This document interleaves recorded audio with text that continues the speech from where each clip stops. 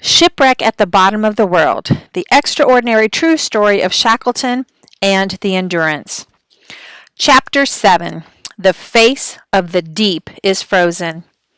The Antarctic contains 90% of the world's snow and ice, and there are more than 80 kinds of it. There's brash ice, pancake ice, bullet ice, green ice, Frazil, Nylas, Breccia, sugar, slush ice, rotten ice, pressure ice, grease ice dust, shore fast ice flowers, ice haycocks, ice saddles, floes, calfbergs, growlers, and sastrugi, to name just a few. And when it comes to iceberg, there are a whole family trees to study. In the family of tabular bergs, they are domed, horizontal, blocky, tilted, and uneven bergs. In the tribe of rounded bergs, there are subrounded, well-rounded, and rounded bergs. And when it comes to irregular bergs, there are tabular, remnant, pinnacle, pyramidal, dry dock, castellate, jagged, slab, and roof bergs. Much of the ice on the continent of Antarctica is actually a form of consolidated snow called firn.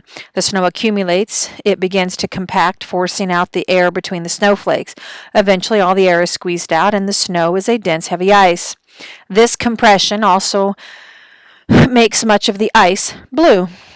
These masses of ice form glaciers that reach the edge of the continent, which every 5,000 to 10,000 icebergs calve or break off from the ice sheets into the surrounding area. Many icebergs are so large that they create their own weather systems. The largest iceberg ever recorded was the size of Belgium, close to 12,000 square miles, spotted in 1956, and the most northerly iceberg reached 26 degrees south latitude in the Atlantic Ocean in 1894. This is the latitude of Rio de Janeiro in Brazil, just south of the Tropic of Capricorn. As the icebergs drift, the seawater erodes them from below until the berg abruptly topples over and continues its journey upside down. The erosion continues until the berg flips again, and then eventually it is eroded and melted away. As the icebergs calve from the glaciers on the continent, they bring with them mineral deposits scraped up from the ground and release these nutrients into the water. As they melt, the bergs also release atmospheric nutrients that have been trapped in the ice for centuries. It is a steady deposit of nutrients. The picture and caption on page 49. Frank Wild surveys the wreckage of the Endurance, which is the picture that I have behind me. From icebergs, that makes the water of the Southern Ocean so rich and full of life. Of course, the ocean around the continent also turns to ice. Salt water freezes at a lower temperature than fresh water, around 27 degrees Fahrenheit, depending on the concentration of salt and other minerals. As the water on the surface cools, it begins to condense, and individual ice crystals act as seeds, causing the water to congeal around them, squeezing the salt out into the water below. On the surface, the water seems to stiffen and turn greasy. This layer of thick, flexible ice is called nylus. If the nylus is disturbed by the wind, the ice forms round discs called pancakes, which look something like white lily pads with their edges turned up. As the air temperature drops and the water continues to freeze, the pancakes mass together and harden into a single sheet or ice field.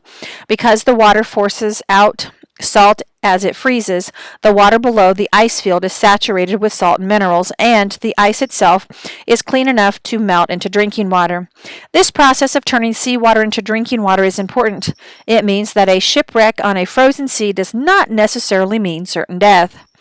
When the exhausted crew of the Endurance gave up the battle against the pressure and abandoned ship, the ice field around her was not a sight to inspire confidence. The ship itself was a mess of snapped rigging and broken spars. Beside her on the ice was dump camp, a junk pile of most of the stores and equipment the men had. The dogs milled around, straining at their tethers, snapping and snarling at one another. The crew staggered like dead men. utterly beaten from their labors, trying to pitch tents so they could crawl into sleep. There were only 18 sleeping bags, originally meant for the overland journey, and the men drew straws to see who would get them. The rest of the men had to make do with wool blankets. Tom Crean had suffered from snow blindness, a temporary condition that often affects polar travelers when they are exposed to the glare of sunlight on snow. He had to be helped into a tent. That night, the ice beneath the tents quivered as whales rubbed up against it from below. Though we have been compelled to abandon the ship, which is crushed beyond all hope of ever being righted, we are alive and well, and we have stores and equipment for the task that lies before us. The task is to reach land with all the members of the expedition, Shackleton wrote in his diary the next morning. There were precious few options available to the boss. Already the ship had drifted 1,000 miles north and west with the pack ice. The tip of South America was more than 2,000 miles away, and there was no way of reaching it on foot. They had ample food, guns, matches, and dogs. But, after all, they were in the Antarctic, not Hyde Park in London. The circumstances were dire, to say the least. After a quiet conference with Wild, Shackleton announced his plan to the crew. They would march across the frozen sea with 2 or 3 lifeboats to Paulet Island, which is 346 miles to the northwest. To the best of Shackleton's knowledge, there was a cache of stores in a hut on Paulet Island from the 1902 Swedish expedition. What they would do once they reached the destination was not specified. It was enough to have a goal. He would plan the next step when they got there. But 346 miles is more than the distance between Boston and New York City, almost as far from Los Angeles to San Francisco, about the entire width of Iowa. They would have to walk the whole way, hauling their gear in their boat in 2 boats. The men knew they were doomed without the boats. Eventually, they would reach open water. They would need the boats, no matter how burdensome they were to drag over the ice. Shackleton gave the men a couple of days' rest, and October 30th was the appointed day of departure. In the meantime, there was much to get ready. Mrs. Chippy, the carpenter's cat, had to be shot, because without the protection of the ship, the dogs would have eaten him. The youngest of the puppies were too small to pull a team, also had to be killed. While McNeish and McLeod began fitting the lifeboats into sledges, the rest of the crew began sorting their equipment. The men were given a 2-pound limit on their personal gear, which allowed them to keep only the items that were essential for survival. Although the boss did allow them to keep their diaries and their tobacco, and the doctors were allowed their medical supplies. In a dramatic gesture, Shackleton took his gold cigarette case and a handful of gold coins from his pocket and dropped them on the snow. Gold was useless for the task ahead.